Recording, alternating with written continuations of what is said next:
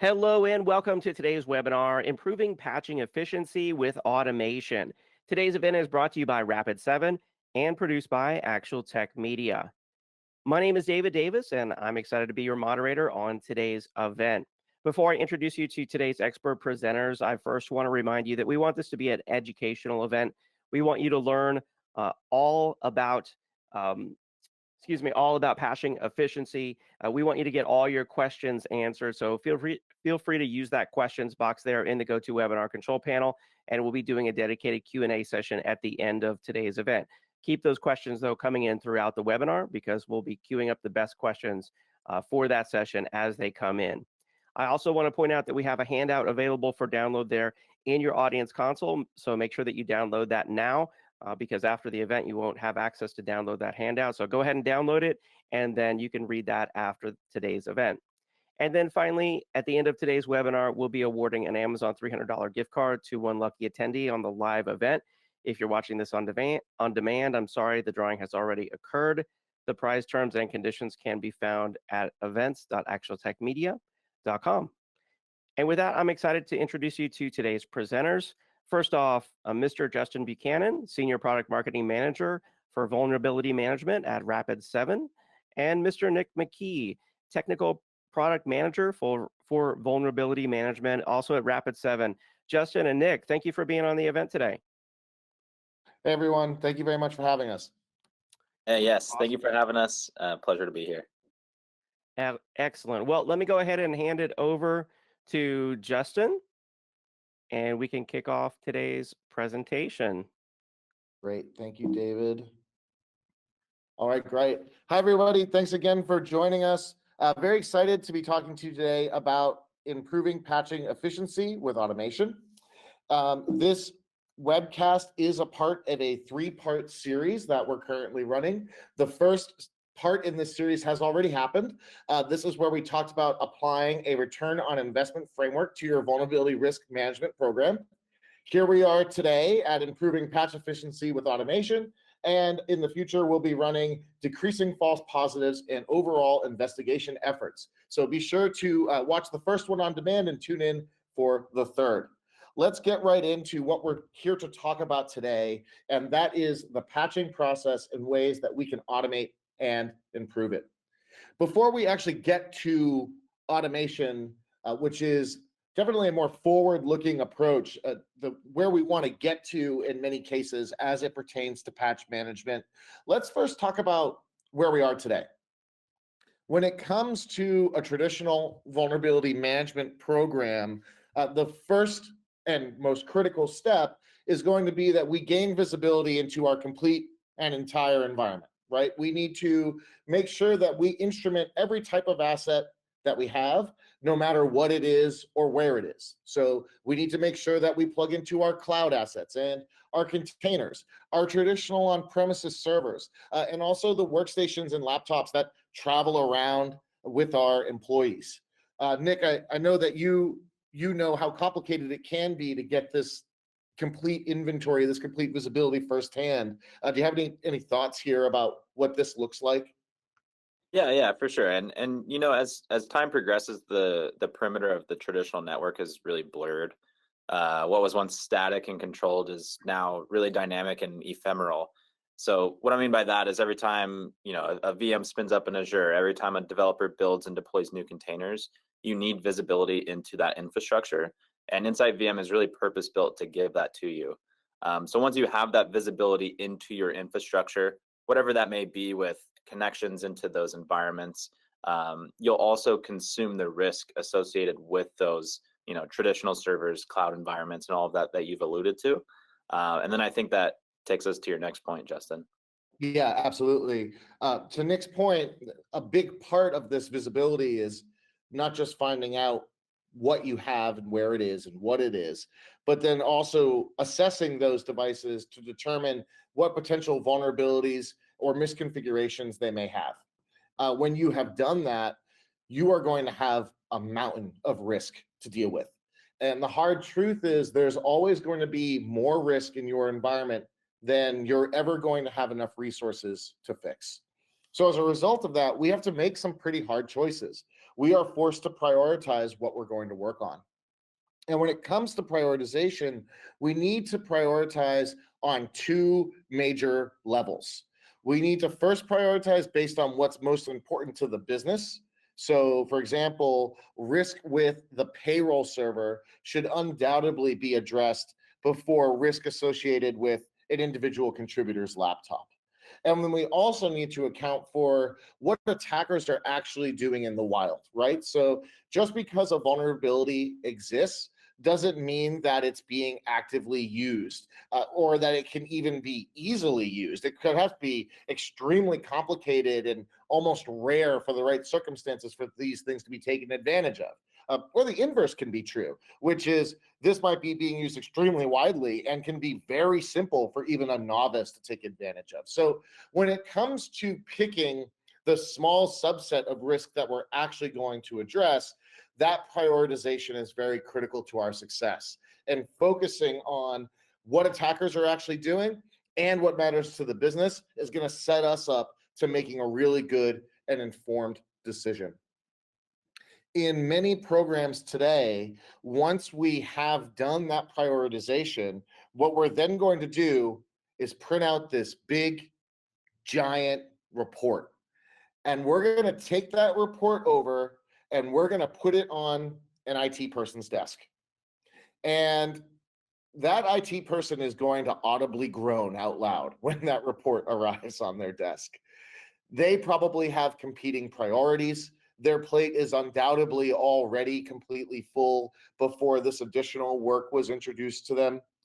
And these competing priorities and also lack of clarity and communication is going to result in us getting from this report to our ultimate goal of remediation, be it installing of a patch or some other remediation, such as a compensating control, being extremely convoluted. There's going to be a lot of back and forth. The IT person is going to come back and say the assets that you identified as vulnerable don't even exist, or they do exist, but they're not my responsibility. You have to go and talk to somebody else. There's going to be questions about how to proceed. There's going to be questions about whether this is really important and how it should be prioritized against the other competing priorities that they have. It's very, very painful, especially challenging and especially frustrating, because as a security professional, we know that this messy piece is where the rubber meets the road. We spend all of this time and effort being very thoughtful about prioritizing what to work on, but we, in almost every circumstance, can't actually get the work done ourselves. We then have to partner with our teammates in operations or development to actually get that done. And of course, just naturally, that's where the process turns into an absolute total mess.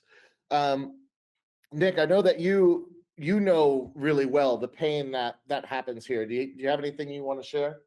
Yeah. Just to add on that a little bit more, I think that, with talking with our users and our customers, this is really the largest challenge. And it's a challenge for both parties. It's a challenge for both the security team and the IT team. So as a security team, you have the tools in front of you to prioritize that work, to get solutions on how to remediate any vulnerabilities or misconfigurations, and then eventually track that progress. But again, the problem really arises when the IT team doesn't use some of maybe the same ticketing tools that you use, or maybe they don't use ticketing at all. And this convoluted diagram is actually extremely accurate with, sending emails back and forth, hoping to confirm any patching efforts that you've made, and that confirming that those efforts are actually successful. And it's really a complicated process, and we understand the opportunity here to align our processes for our customers and really move our customers moving forward in their remediation efforts, which I think leads us to your next point, Justin. Yeah, absolutely. So there will always be, well, hopefully not, but likely so, there will always be circumstances when we're still going to need to make a good old-fashioned PDF report. And that's why all the major vulnerability management tools out there, ours included, provide very robust and customizable PDF reports. But as Nick said, it really causes a lot of challenges, especially because it's not dynamic. We don't close that loop of communication. And there has to be a better way. And that better way is automation. And of course, why we're all here today to talk about this.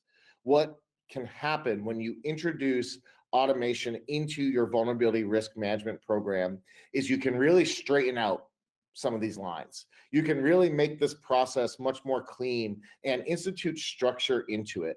That way you can systematically ensure that communication is happening bi-directionally between the security team, operations team, and or development team. Automation in these scenarios can take a few forms. Nick alluded to the first one and the most common one that we've seen historically, and that's ticketing solutions. We can really help break down the barriers that exist between the siloed teams of security and operations by doing something as simple as plugging our security tool into the ticketing solution that they're using. We see a lot of customers using things like ServiceNow. We see a lot of development teams using things like Jira.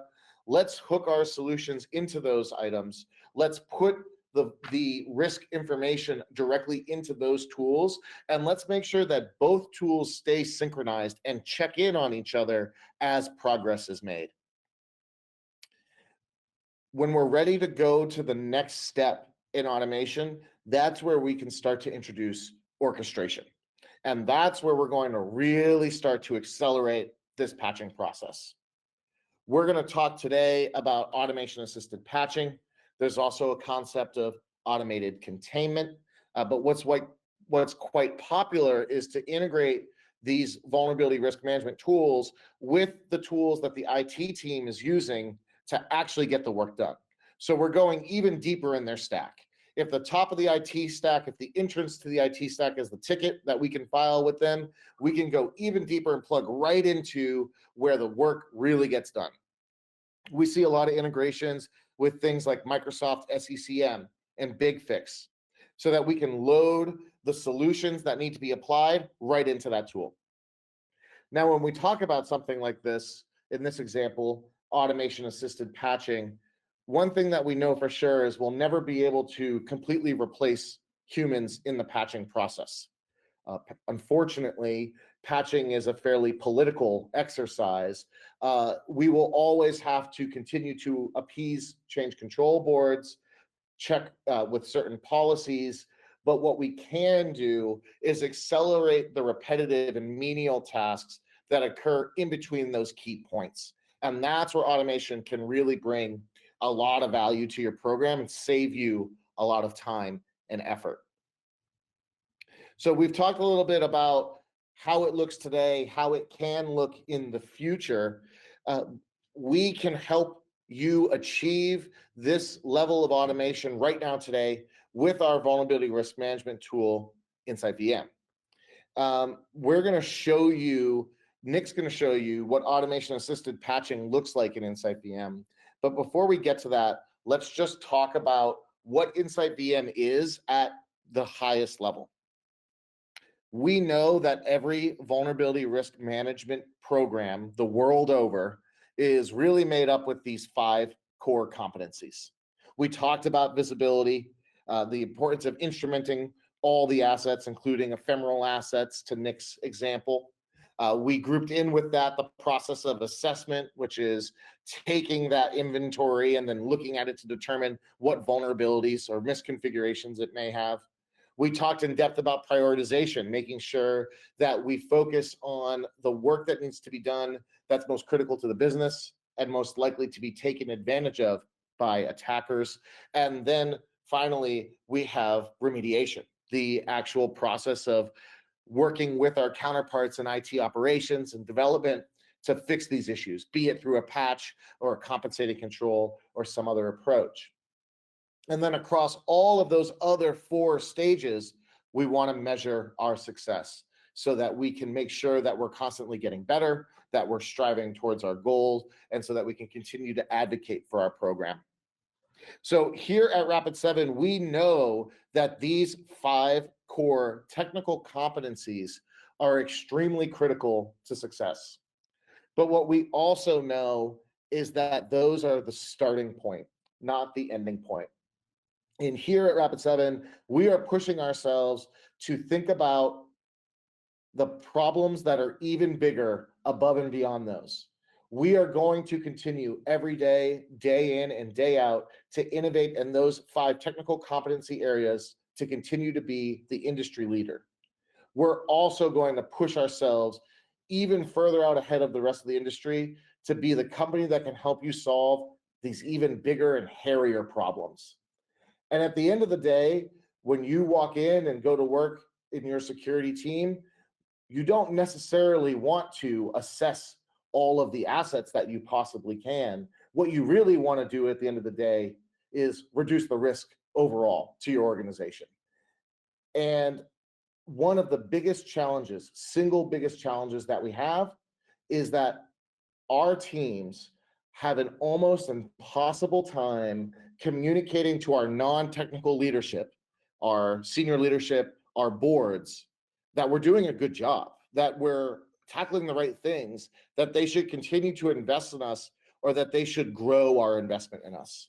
And that more human problem of showing the value of security to the business, especially in a business that is non-technical, is what we're here to help you solve. There's 3 key ways that we're going to help you achieve that. We're going to help you prove the efficacy of your program to non-technical and technical stakeholders alike. And we're going to cover all 3 of these now. So let's start with the first one, which is gaining clarity into risk and across teams. We've talked about visibility from a technical perspective, visibility into vulnerabilities, super critical, has to continue. But what we also need to help our customers do is gain clarity into the operations, the objectives of the organization. And by doing that, you'll then be able to align your team's goals with that of the larger organizational goals. We also need to help you extend your influence. I think it's almost mind-boggling how much of the technical process of vulnerability risk management is actually all about influence.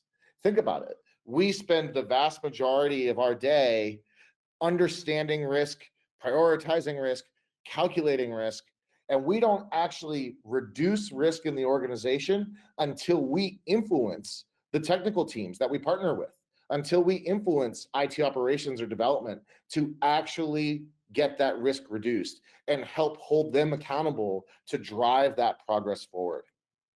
And then finally, Rapid7 is here to help you see shared progress.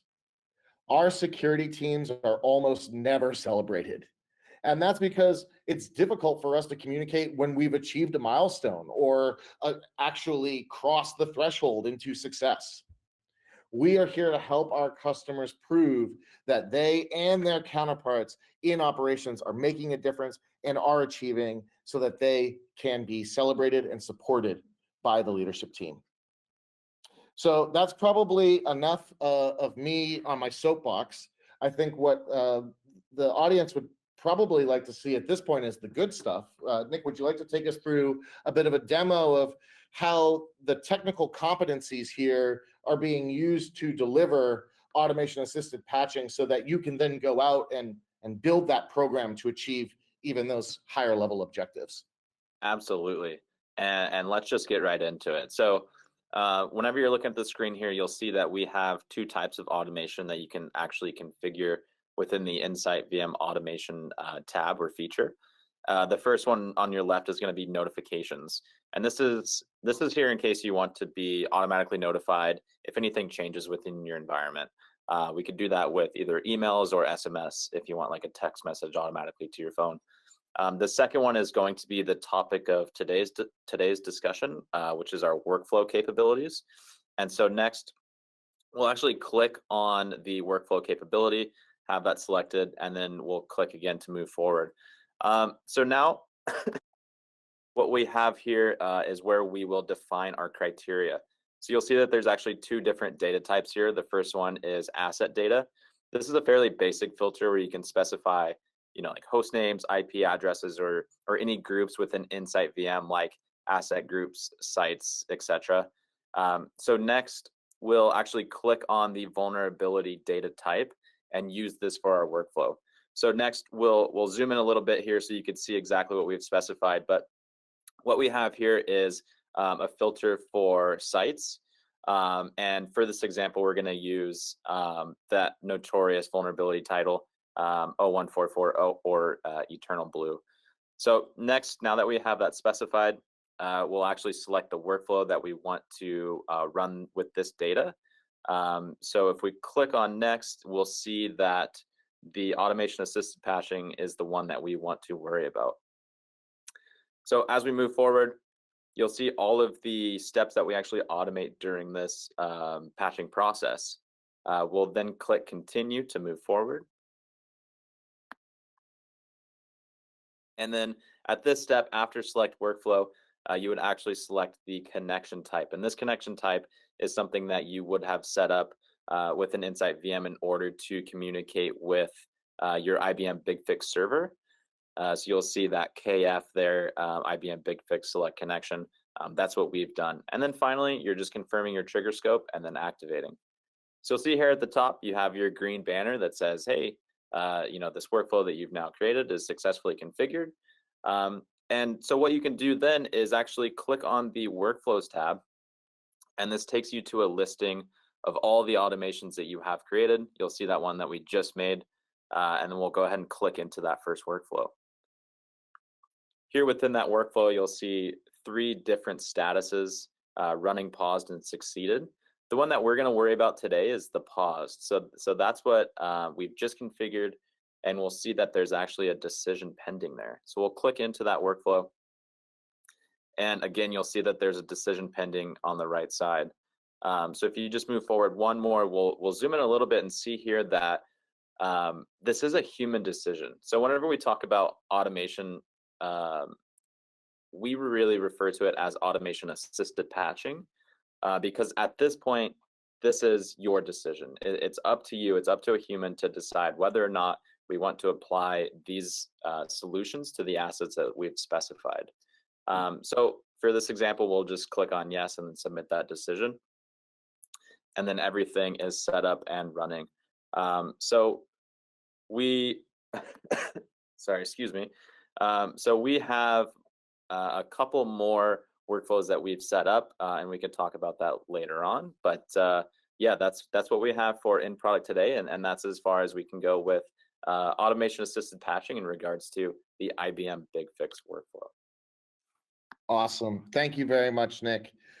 And I think it's great to see in the product, it's great to hear Nick and I tell you about how great the automation is. Nick and I are trustworthy people. You can trust us. But what's even better than taking Nick and I's word for it is an objective third party. Forrester created a total economic impact study for InsightVM, released in November of 2019. And what Forrester found is that if you switch from a competing vulnerability risk management solution to InsightVM, these the automation in this product, like the example that Nick just gave, can actually reduce your manual effort to patch by up to 60% on average, which for an average organization could be a savings of almost $200,000 over the course of 3 years. This total economic impact study is attached to your webinar pane here, so you can read it if you'd like. To tell you a little bit more about how this total economic impact study was conducted, I won't dig into all of the details here, but the major bullets are: Forrester interviewed 5 different organizations that are Rapid7 customers who switched from a different vulnerability risk management tool. And we'll take a look at what those 5 organizations look like. They dug really deeply into the quantitative financial information about how much the former solution costs to run and how much the new Rapid7 solution costs to run, and then also gathered in-depth qualitative feedback as well about the differences in experience and et cetera. They took that information that they gathered and created what they call a composite organization, or for less of a fancy word, an average. Here is what the average organization can expect based on the amalgamation of these 5 groups. They then created a financial model, which is how we were able to calculate some of the numbers that we've shown you here, like almost $200,000 in savings over the course of 3 years, and as well as some of the other numbers that I'll show you in a minute. And they also published the case study that is attached here to the webinar for you to review. The 5 customers that they interviewed were across various verticals, 3 of them in North America, 2 of them outside of North America. The customers varied in size from as little as just under 2,000 assets to as many as 40,000 assets. And when they averaged them all together to create that composite organization, they're saying that for the numbers that we were just talking about, 60% reduction in effort, almost $200,000 in savings over 3 years because of automation, those numbers are going to be true for a global enterprise that has about 12,000 assets. And an asset in this case, and in the case of InsightVM's definition, is any systems that you're going to assess for vulnerabilities or misconfigurations. So the total count of servers and laptops and virtual machines and cloud compute instances that you have running is going to give us your asset count. This composite organization also has approximately 10 full-time people working in the security team to help us get an understanding of what they look like. So we covered that 60% reduction in patching efforts number, but some other major findings from the report were that at the highest level, if you switch from the competing solution to InsightVM, you can expect a 342% return on your investment over the course of 3 years. You can also expect a 22% reduction in false positives when assessing assets in InsightVM as compared to the competing solution. A 33% reduction in investigation efforts, and all of this translates to about $2.3 million in savings over the course of 3 years for an average organization. Now, once again, as I mentioned, that means those numbers are dependent upon your organization lining up with that average, about 12,000 assets, about 10 full-time people in security. You might be bigger than that. You might be smaller than that. If you go to the website that you can see listed here on the screen, we actually have an interactive calculator there on the website. So you can put in the details about you, and we'll recalculate those numbers, your exact estimated savings over the course of 3 years, based on the unique circumstances of your organization. So with that is everything that I was hoping to share today from a slide perspective. David and Nick, what do you think about us taking some questions? Oh yeah, let's do it. Great. Absolutely. Yeah, we've got some great questions coming in from the audience. If you're out there and you're a little confused about maybe one of the points that Justin made, or one of the features that Nick demonstrated, now is the time to ask your question and get it answered. So let's see, we're going to jump into the first question right now. The first question that came in, they're asking about, it says, what additional deployment and cost is associated with the InsightVM automation functionality? I could take that one. So that's actually a really good question. There's a couple pieces in here, so I'll make sure to cover both. First is there is no additional cost associated with the InsightVM automation functionality. So the workflow that we've shown you today, it comes with your InsightVM license. It's available to you. There's also no limit on the amount of workflows that you create within the automation tool. So just one more thing to point out there. The second part, deployment. So there is additional deployment, yes. In order for InsightVM to communicate with any of your third-party tools like IBM BigFix servers, SCCM, things like that, you'll need to install an Insight Orchestrator. However, this orchestrator can be downloaded and managed through InsightVM. So you don't need to go to any complicated sites or have any outside instructions that you may not understand. It's all right there in the product, and we have our help pages to guide you through that. Okay, very nice, very nice. Another question came in. George is asking about what sort of training is recommended or needed to make the tool, basically to be able to use the tool. Yeah, I'll take this one. That's a great question, George. Thank you. We have a really big focus here at Rapid7 on user experience. We really pride ourselves on the deployment process and the interface. So we have a vast many customers that self-service completely beginning to end by partnering with our customer success team and no additional cost towards training or otherwise. With that said, we do have many customers as well who choose to either contract us for the initial deployment and setup and configuration and or training for initial team members and then additional team members as they come on as you use the tool over time. So one of the best training offerings that we have is our InsightVM Certified Administrator certification. That comes in 2 levels. We have the entry level, and then we have an advanced version.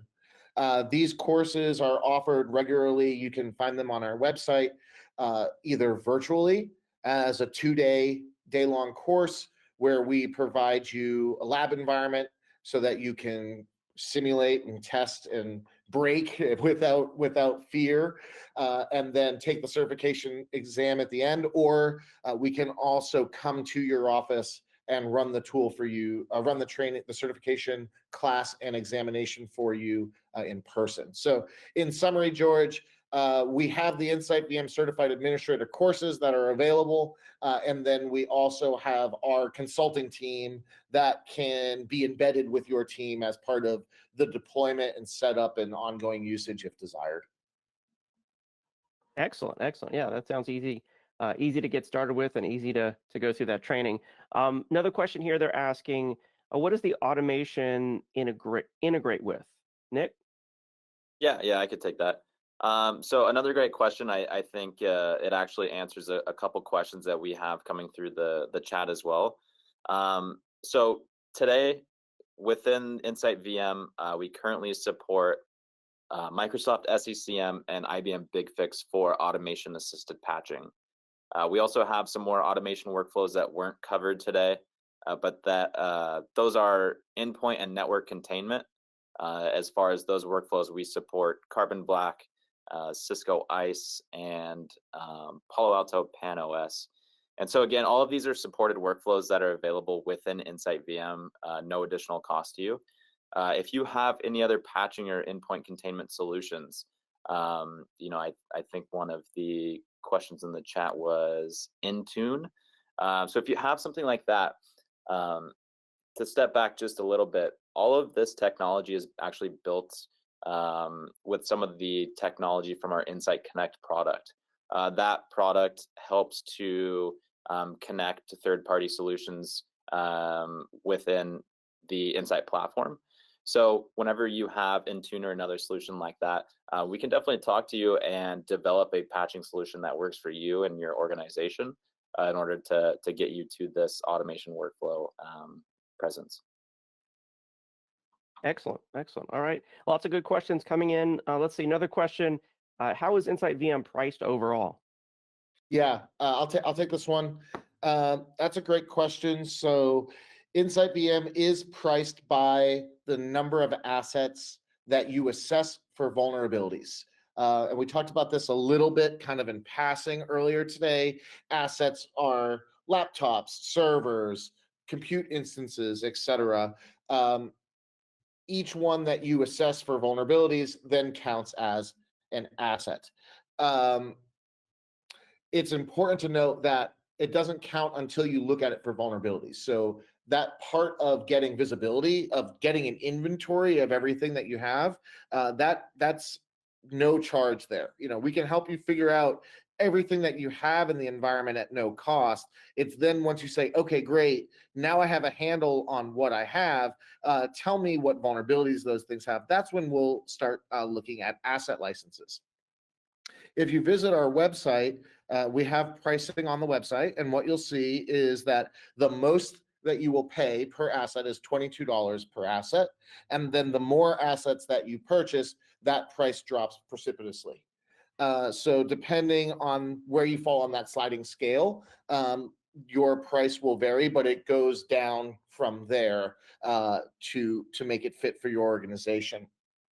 Also worth mentioning that that per asset price is all inclusive. So as Nick mentioned when discussing the automation workflow that he showed today, that comes at no additional cost. That's also true for all other functionality in InsightVM. So if you want to use InsightVM to check your posture against PCI benchmarks to help you with your PCI compliance, or if you would like to assess the containers, the Docker containers in your environment for vulnerabilities, or if you would like to do some more robust visualizations with our dashboards, all of that functionality and the improvements that we develop continuously are granted to you at that single flat price. Got it. Got it. Very nice. I like that flat rate pricing. Bill is asking follow-up question about the flat rate pricing. Actually, Leonard is asking, what time period is that? You said $22 per asset. Great question. That's per year. So that is a maximum of $22 per asset per year, and then it renews each year. Okay. All right. Nice. Another question here. Does InsightVM work with cloud environments? It does, yeah. So we actually have quite a bit of functionality, and again, all included in that same price. I mentioned the container assessment functionality, very popular in cloud environments. Help you assess those containers while they're sitting in registries. We can integrate with your CI/CD tool like Jenkins to assess those container images for vulnerabilities during that process. We also have a feature that we call cloud configuration assessment. What cloud configuration assessment does is it looks at not just the compute instances and their operating systems in the cloud, but that fundamental configuration layer that exists below them. This configuration layer is fairly opaque. It's also extremely complex. So as a result, a lot of mistakes happen here. And those mistakes inevitably lead to risk and breaches.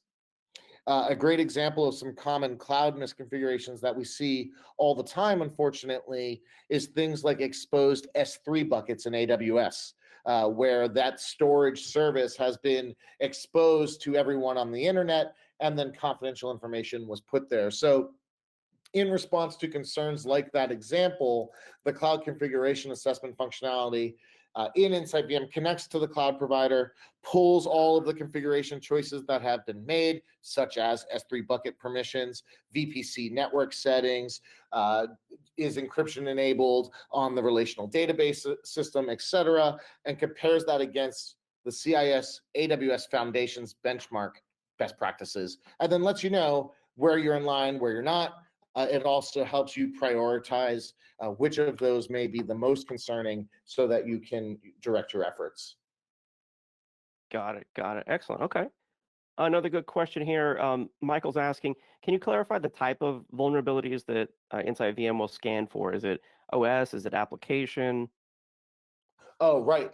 That's also a really good question. So InsightVM is going to scan for vulnerabilities in the operating system, vulnerabilities in the services running on top of that operating system or applications. So operating system examples, of course, would be things like Windows, Linux. We're going to scan those for vulnerabilities.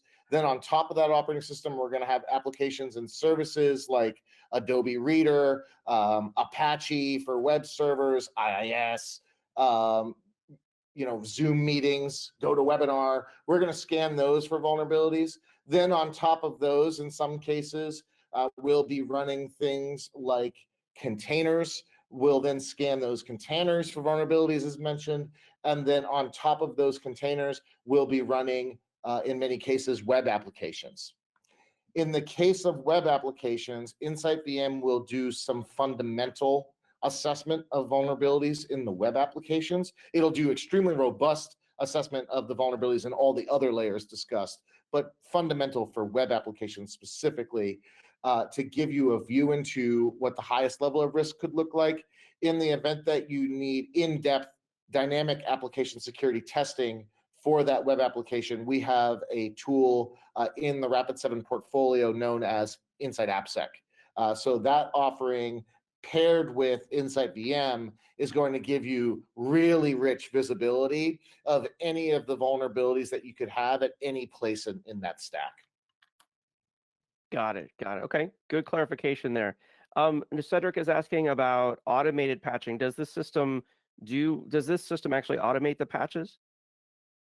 Yeah. So sorry, Nick, go ahead. okay. Yeah. So as we covered in the video, it doesn't automate patching. It gives you automation assisted patching. So just to make that clarification there. But what we do is you specify criteria. So you basically specify what data you want to worry about. And then once you make a connection to your patching solutions, the ones supported again in VM or SCCM and BigFix, we are actually able to send over those vulnerabilities and ready solutions on those assets within the servers. And then those servers ready the patches, send a message back to VM and basically say, hey, we're ready to do this. And that's when that decision is required. Once you hit yes, we go through with the patching efforts. So I believe that there's a second piece to this, which is there a way to connect ServiceNow to automatically create tickets when an asset meets a certain requirement? Yes. So within InsightVM, another included feature is our remediation projects. So today, if you're, take this example. If you use that same criteria and we have remediation projects created for that, we will actually create a ServiceNow ticket if set up, and we'll do tracking of remediation through those projects as well. So, so yes, we'll create tickets. We have communication back and forth of ticket statuses. We're aware of those as well. So let's say that you create a ServiceNow ticket, whoever that's assigned to then changes it to review. We're able to map those statuses back to VM and get those ready to basically confirm that any patches have been remediated. We'll scan those assets again, and if we do confirm that those efforts are successful, we'll actually close out the ServiceNow or Jira tickets for you. So yes, there's multiple layers for this question, but at the end of the day, we do have automation assisted patching, and we can track remediation efforts within InsightVM as well. Excellent. All right. Follow-up question also from Cedric. He's asking, is there a list of patching tools that you support? Excuse me, sorry, coughing. So within InsightVM, just those two patching efforts. However, as I mentioned before, this is all built on the technology of our Insight Connect product, and we can, or you as a customer can communicate with Insight Connect if there's any patching solutions that may not be available today or supported. They're happy to build those out for you and tailor them exactly to your environment so that you can achieve those security goals. Awesome. And then let's see, Bill's asking, is there a maximum number of assets that InsightVM can support? InsightVM is highly scalable. It leverages the power of our Insight Cloud to scale up as needed for our customers. I think that this is a good time to address one of the other questions I also saw there, which is how many customers do you have? I think I can kind of combine both answers together to say we have over 8,500 customers globally around the world, and that is all the way up from the Fortune 100 and all the way down to some of the smaller organizations out there. So we're working with many massive global enterprises, and the solution scales very well for them. both in terms of the assessment piece, the gathering of all the data, but also what's very important when we're dealing with massive organizations is also reporting, right? We ensure that we provide the type of reporting that you'll need so that you can slice and dice that by geographic regions or by business units or both. And so that way you can work through the various stakeholders that you may have or different leadership you may have across a large enterprise. Excellent. Excellent. Okay. Let's see. Another question. When it says you can get a reduction in false positives by 22%, what does that mean exactly? Yeah, I will take this one.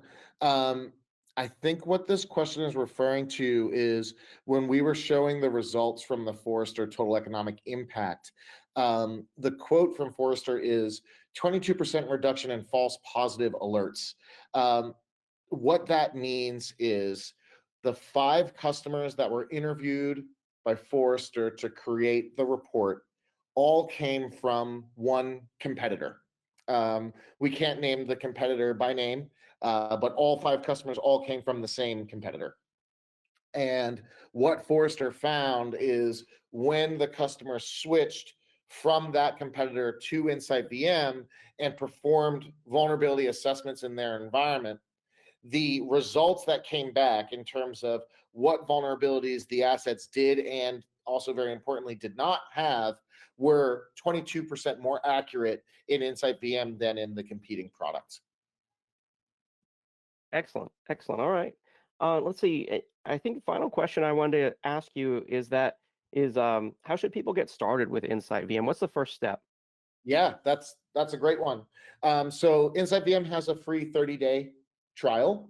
So if we've piqued your interest here today, and if that total economic impact that we've attached for you has piqued your interest, the best way to go is head over to rapid7.com, navigate to InsightVM, and click on that nice big free trial button.